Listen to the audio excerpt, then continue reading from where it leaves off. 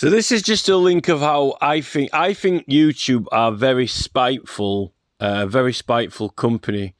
I mean, I sent a legal representation in, not this summer that's just gone now, the summer before, about copyright.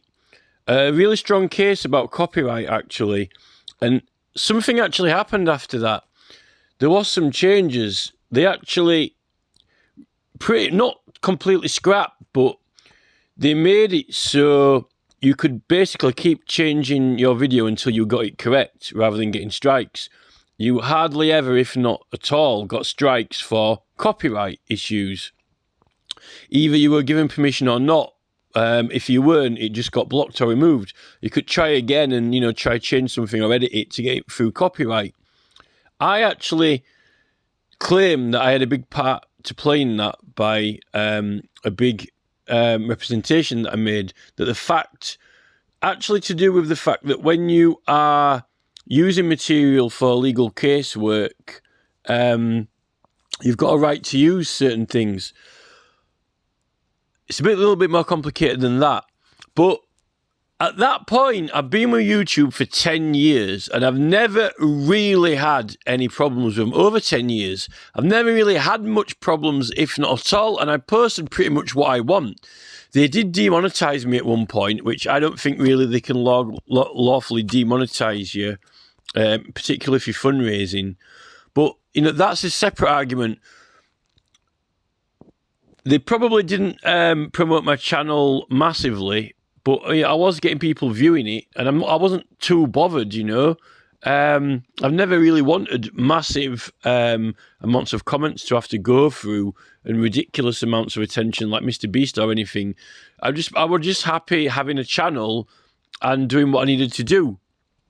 But YouTube are heading this entire, Neil Mohan, Mr. Beast whole just celebrity overdrive in all the wrong things in life, all the bad things in life. But I wasn't too bothered about that because I had my own channel. They pretty much left me alone and didn't really bother with what I was doing with my channel, even though I wasn't getting massive amounts of traffic. And at that point, I'd mainly just got the evidence on there.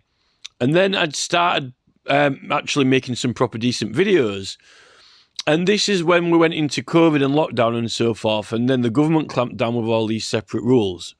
Now, I still wasn't doing too bad because I wasn't getting any copyright strikes. And I never really chat that much with comments in the community anyway. I don't really make too many community comments.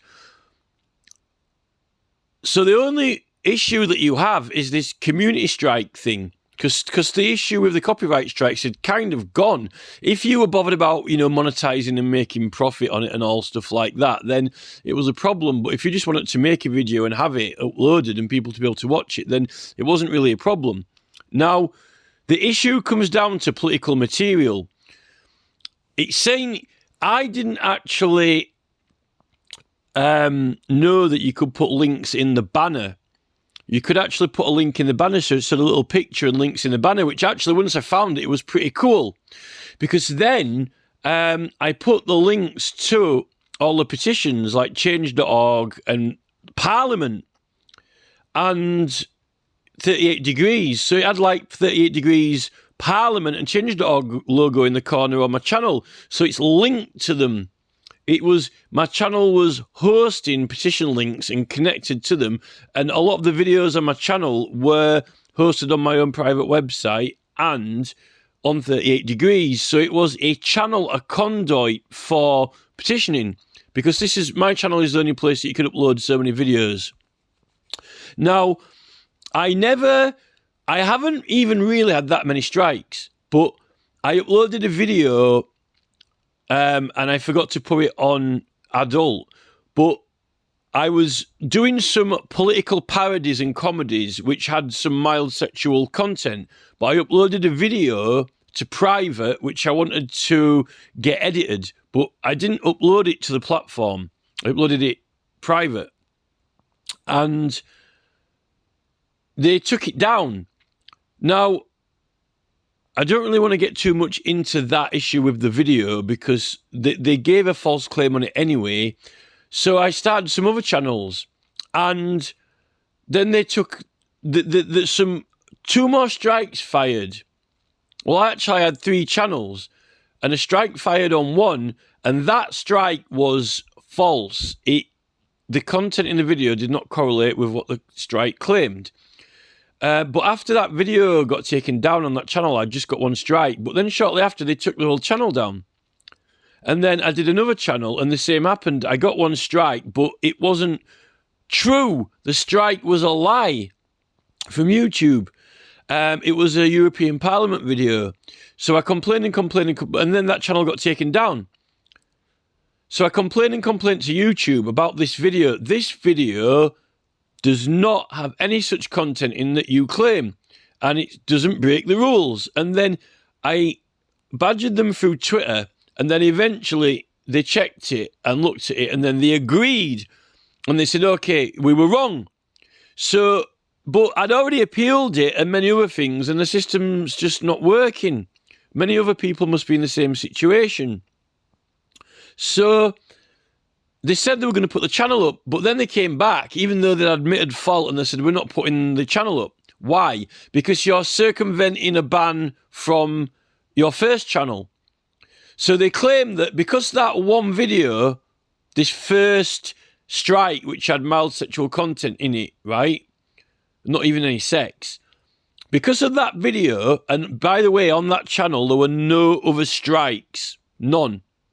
Because of 1 strike, and that criteria for that strike is only a normal strike.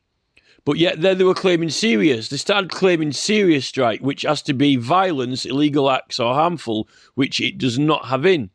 And if they claim it does, they're lying. And their policy says it's only a severe violation if it has illegal, harmful or dangerous acts, which it didn't have anything like that at all whatsoever. So they're just lying, complete liars. But the thing is, so because of that 1 strike and 1 video, all of the other channels got taken down. And I've got important evidence, petition evidence, investigation evidence, legal videos, actual illegal claims to YouTube with legal material that I've written and recorded, all taken down. Now, the thing is, what I had discovered just before this happened, or just as it was happening with the 2 other channels that I've mentioned, when I set them up to make a point to YouTube, I'm arguing over the right to petition, the legal right to petition the government, right? And use the newspapers or YouTube to advertise the petition. In fact, through standing orders of Parliament, through enactment, or through a function, a legal function, and Parliament instruct you and ask you to publish and share them, in fact, on Twitter and Facebook, and not excluding YouTube. Now, the novel thing was that I'd only just found about this cool feature where when you put all the links to all the sites in your About section, you can have up to like 13 or 14 links in your About section. So I'd linked all the petitions, and the first 2 or 3 come up in your banner. And it was amazing because it actually showed the little Parliament logo. It shows that if the website was well made, it has a little picture and a logo.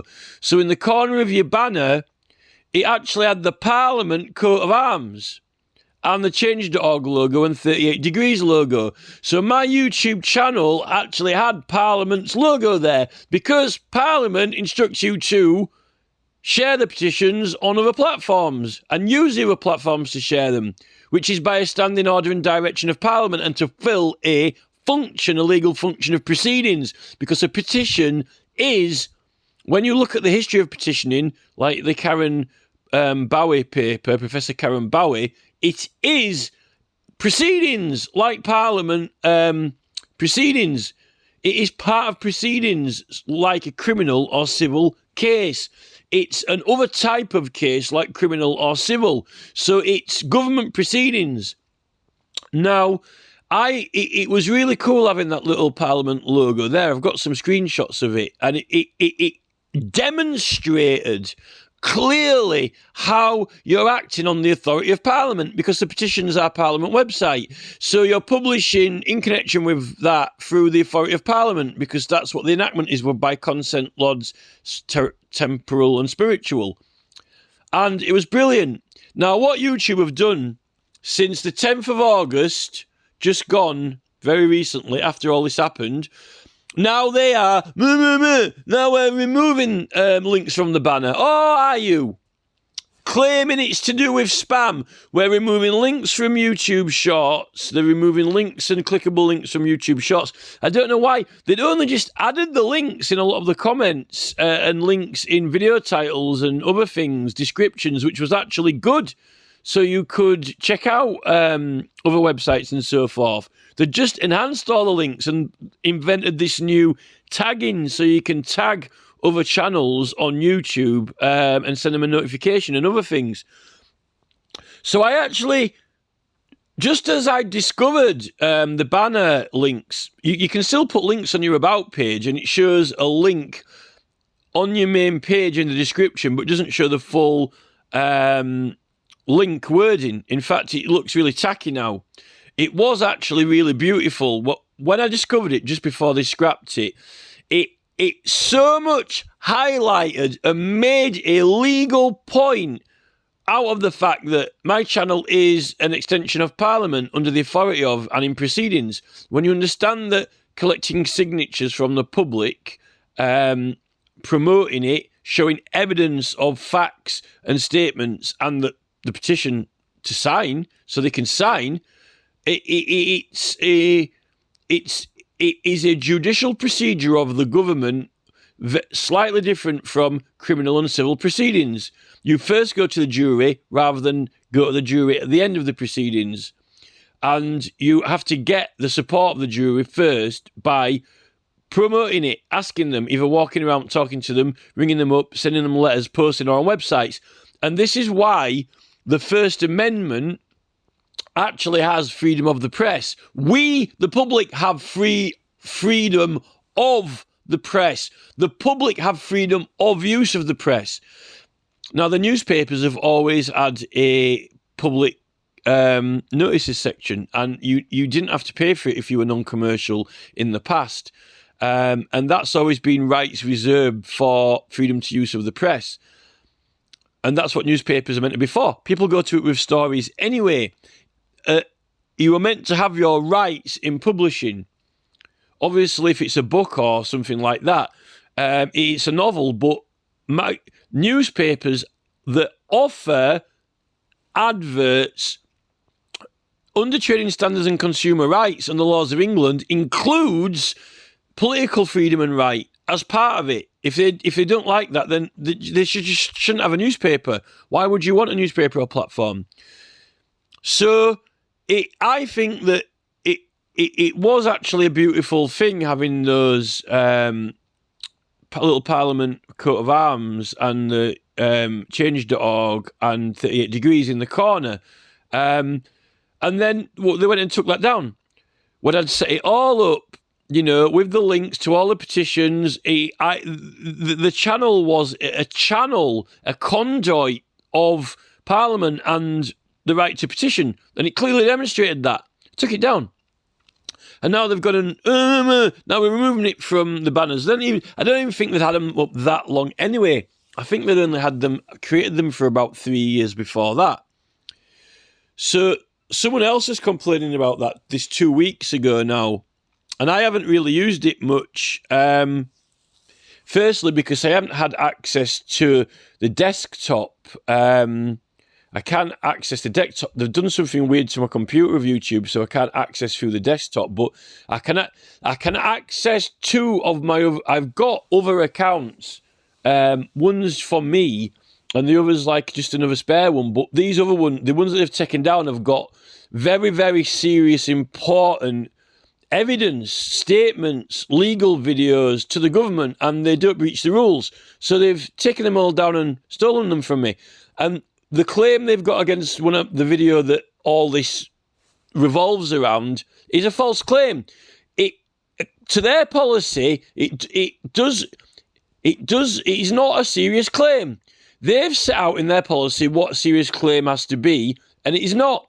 And there is, and the worst thing is there's loads of other sexual videos on there, like those flexi sex videos.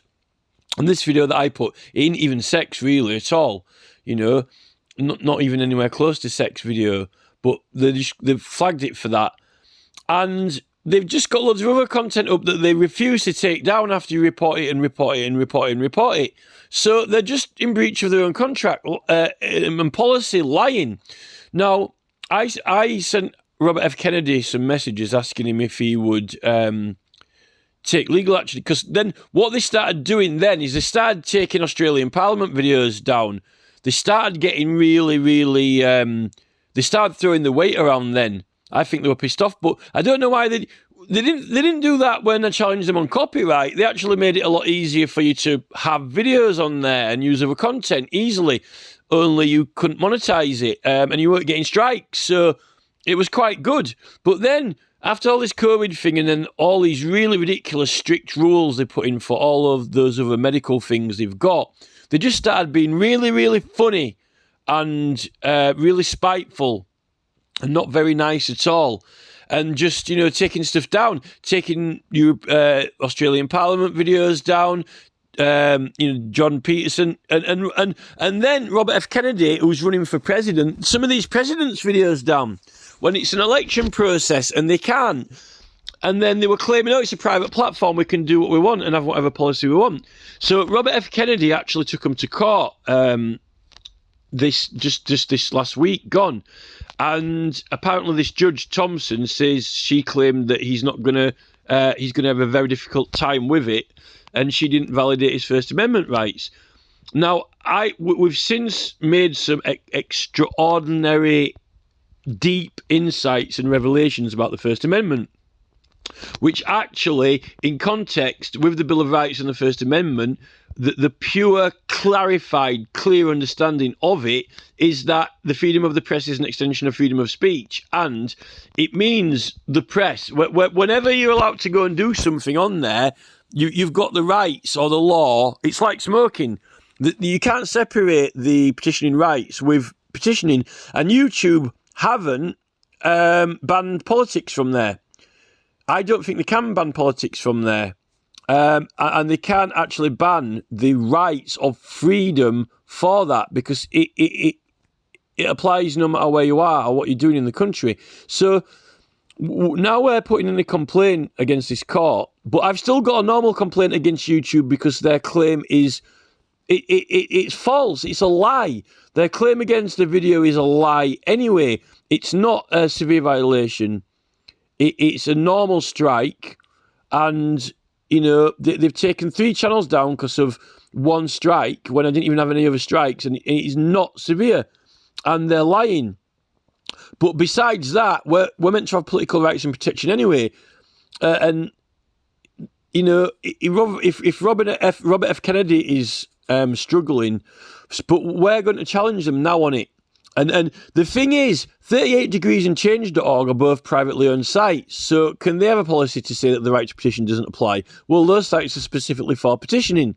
So it would be absolutely insane if the websites were for petitioning, if petitioning rights didn't apply. Or they could somehow say they don't apply when that's what it's for, even though it's privately owned. It's a perfect example. When you have this copyright symbol and it says all rights reserved, it's a good comment that all rights reserved, because whenever businesses can advertise and can publish, you've got all these discrimination laws, other laws, all those laws apply. When you're advertising, you've got all these laws that apply to advertising. And this is the advertising standards, the ASA, Advertising Standards Agency. Now, if adverts don't comply with the law, the Advertising Standards Agency come in and take action. Now, how do those laws even apply? Because of the laws of the country. YouTube has adverts. Now, it would be kind of like saying that YouTube had a policy where none of the laws of the country applied and it was somehow lawless and the Advertising Standards Agency couldn't come in and enforce anything. Could you imagine them doing that?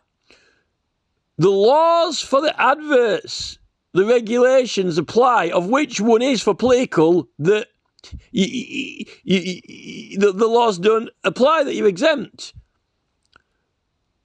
So, this is it. If they want to offer adverts, they've got to run it by the law. If they want, the thing is, they've chose to have a website that hosts videos. Now, it will be kind of a little bit like them say, in the law, there's things you can't do and there's things you can do, and there's things that you can't stop you from doing. Now, YouTube, the whole reason YouTube have got all these policies and regulations and all this copyright stuff is meant to be because of the law. They didn't invent it themselves. It's almost like YouTube came up with an idea like, oh, let's have this copyright thing and, we'll stop people using Warner Brothers videos and, charge them on. We'll make loads of money out of it. Like, they invented it. No, they didn't. That's the law. The law, certain things you can't do, certain things you can do, and certain things they can't stop you from doing, believe it or not. Now, that means that YouTube can't have its own way with political videos, but it can't have its own way with anything, because everything they even does is by the law. It kind of doesn't really think the law is the law. It somehow thinks that it's just something cushy or cosy that is pretty cool for it to make loads of money out of with Warner Brothers, and it kind of likes it. It doesn't think that, oh, this is a law and it's got to do it. It's like, oh, this is cool, we can make loads of money out of this. No, you've got to do it. And then there's things also that you can't do. Like, if you want to have videos on there, in fact, why they've got all this copyright framework is because they've got to have it. And that's the same as with the political rights. They're not allowed to remove political videos, just like they're not allowed to. What if they said, "Oh, we're not going to, we're not even going to check for copyright and so forth"? Well, the thing is, apparently they're not responsible anyway. According to Robert F. Kennedy, they're a party that's not. They can't be prosecuted. So I don't know why they've got to do all these. If they can't be charged, why are they going to all the efforts of doing all these monetization and checking procedures if they can't be charged? Or is that the condition? They've only got immunity if they do imply that. But when it comes to political, they don't have the right to reject it. But the thing is, they've been making all these policies up and reckoning they can do what they want. The reason why copyright exists on there, you might as well just scrap copyright. And them say, oh, our policy says that, we're not subject to copyright laws.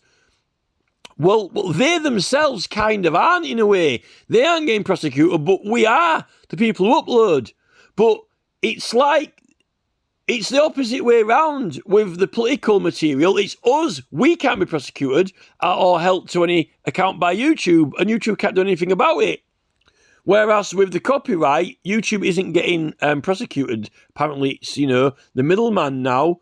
But we can. These are all the different laws. Now, the argument with Robert F. Kennedy is they said they're private and they can make up what policy they want. They can't. This is why rights are reserved for all rights for petitioning are reserved for immunity.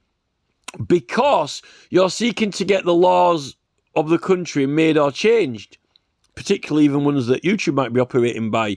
And the newspapers it was the widespread, all over the United States of America, these newspapers and advertising in them or putting in the public notices. People could put pamphlets out, but the newspaper was distributed to ad outlets. It was nationwide, pamphlet printing, printing pamphlets in the local area and getting them distributed. There wasn't as, the newspaper was a sure, like the telephone, you've got the right to speak, and the wire, using the wiretap and so forth to send messages. So, and all this is kind of forgotten and overlooked in the First Amendment, but the freedom of the press is freedom of the people. We have the freedom of the press ourselves. Many newspapers, the public notices was free. because you're not making a profit. And it's neat to know. Illegal proceedings, many of these things are required to be published by law and to fill a function. So it was kind of cool when the banner had like the Parliament website, the coat of arms of the government in the corner, because it said like this site is operating petitions on behalf of through Parliament, and it was really cool. And I don't know why they've taken it down.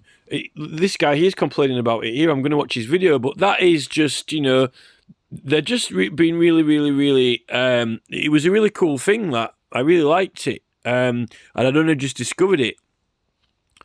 Claiming to curb spam and fraud. What a load of rubbish. That's like Messenger trying to claim, it's curb spam and fraud.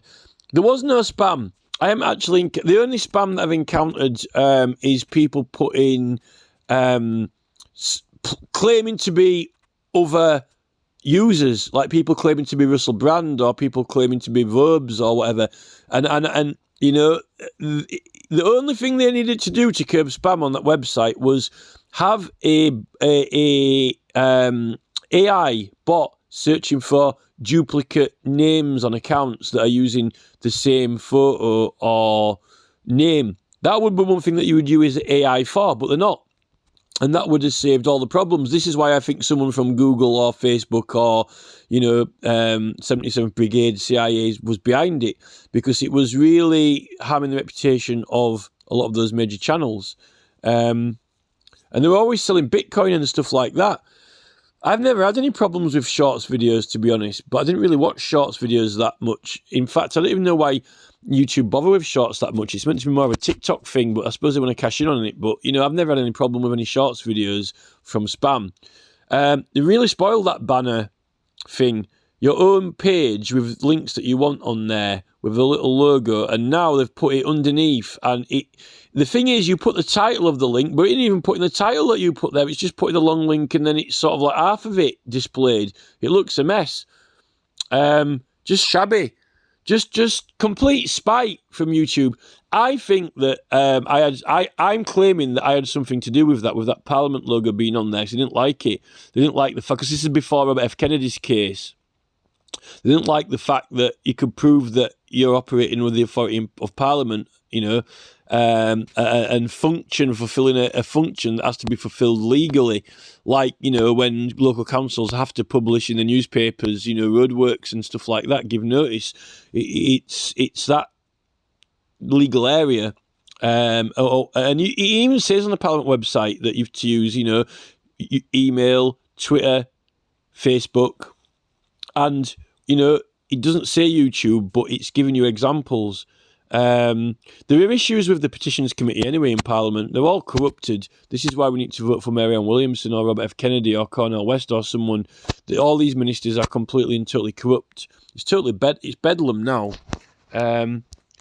Yeah, they just stole that as well. I like it how they call us creators can do this, creators can do that. It's like on Star Wars, there's always a bigger fish, They're buttering us up, this gaslighting us, they're buttering us up, saying, creators can do this, creators now can do that, creators can do that, as if we're gods, but they are always a bigger god. Zeus, YouTube, Neil Mohan, yes, you're all creators, create what you want, but I am the creator of the creators, the creator of the platform, and now we'll just, change the platform, it would actually... The thing with Neil Mohan is this. He claims that he's, tech guru into the latest tech and the latest gadgets. As Zuckerberg says, Marvel Technologies, all the latest thing. Mobile phones where you can choose the colour, choose your screensaver, choose the font. Why don't YouTube let us choose actually how his channel layout looks? Oh, no, it's got to be uniform with YouTube. Oh, I want to choose if I want, links in the banner or not. They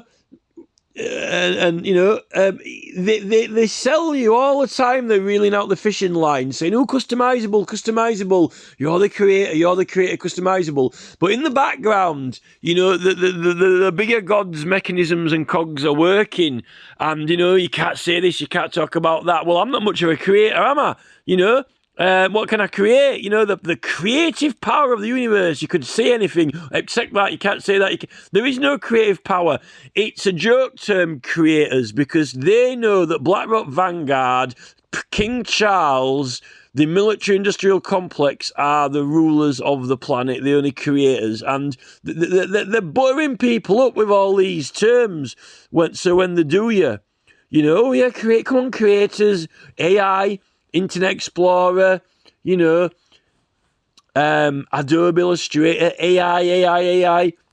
No, actually, you know, you create what you want. Look, it's vidIQ, you know, the exemplative YouTube creator, content creator. Well, you can't create much content because, you know, rules and regulations, you know, the power of the gods, you know.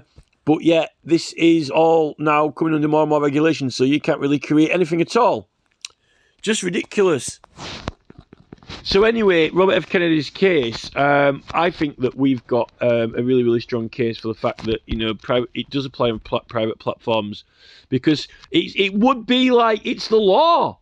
And they're trying to say that the law doesn't apply, so they can sort of pick and choose.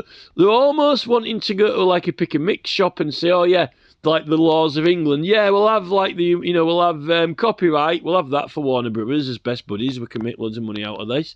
Let's have a look. What else do you want? Human Rights Act. Not sure about that one. Oh, let's have, the Criminal Damage Act. We'll have that on there. It's almost like YouTube are going to a shop, a drive-through of legislation and picking it. Oh, yeah, we'll have that now. We don't want that one. We don't want the right to petition on here. As if they can choose.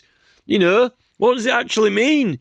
Well, it means that on somewhere where everyone can read it and where everyone can watch it and where they claim anyone can open the channel or have a channel without prejudice, without all these new laws Sunak's brought in, like, religious and racial equality, they can't actually say no to these political things because they're important function of the nation, of the country, and communication is part of how they function. So if you can't communicate them, they don't actually function anymore.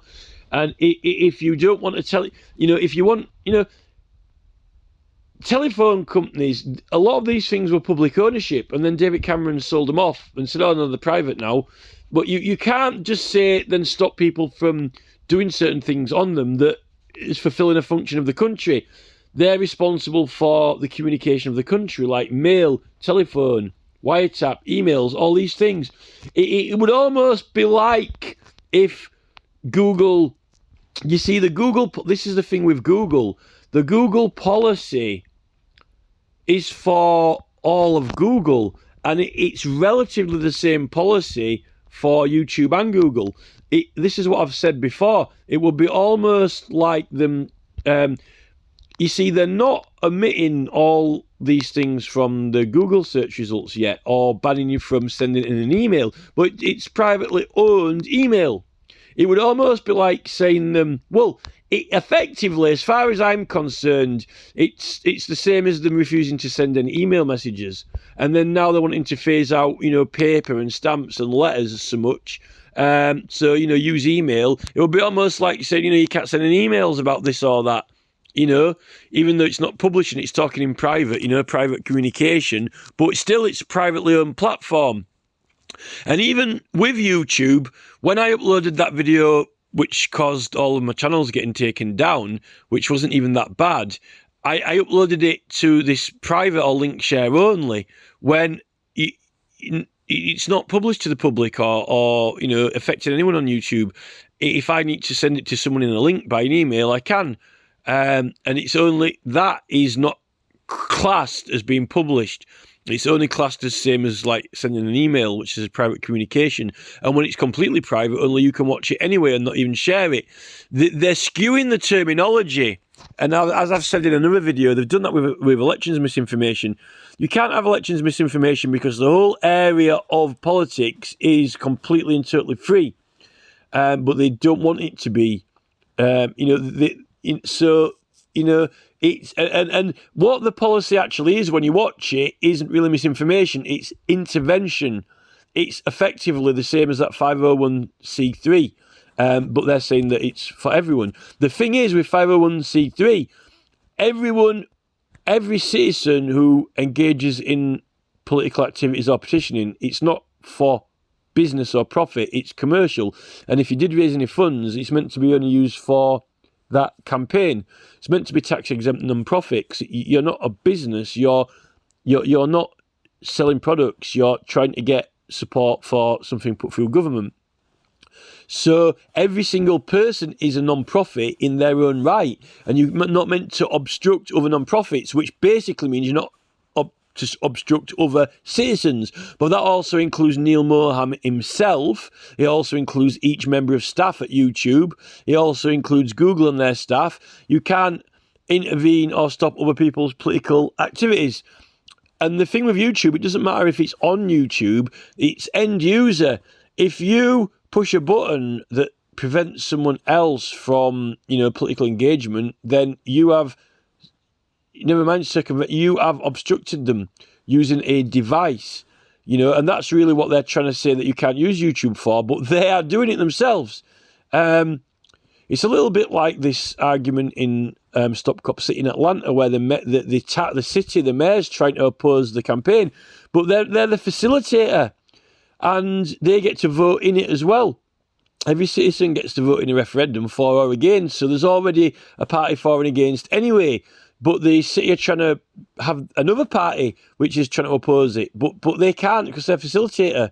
It's almost like the claimant and the plaintiff going to court, and the court's meant to be the facilitator. It's almost like the judge having his own private case against one of the parties, which is ridiculous. It's just some of the lawyers who are dealing with these things, I really don't know what they're doing at the moment. But anyway, so yeah, that's just one little thing that YouTube have really gone and spoiled, and I really liked it when I found out. It's a shame that I found out about it later on. But they'd only had it on there for about 3 years, though, I think.